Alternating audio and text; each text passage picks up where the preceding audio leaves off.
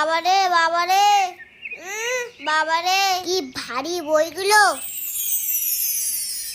এই নাও ঠাকুর, আমার বইগুলো সব তুমি নিয়ে নাও, আর তোমার সব বিদ্যা বুদ্ধি আমার দিয়ে দাও, যাতে আমার পরীক্ষার আগে পড়তেই না হয়। আমার পড়তে একটু ভালো লাগে না, শুধু খেলতে ইচ্ছা করে, আর মা শুধু জোর করে করে পড়তে বসায়। না পড়ে কে পরীক্ষায় পাশ করতে পারে শুনি? কে বললো কথাটা?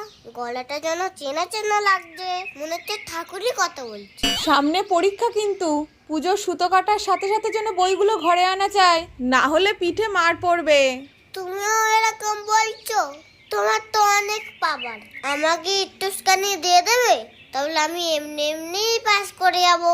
তাহলে আমার মার হাতে কিলচর খেতে হবে না। শুধু কিলচর না, আরো অনেক কিছু অপেক্ষা করছে তোর জন্য। না পড়ার জন্য এইসব ফোন দিয়ে এটেছো তুমি? পুজো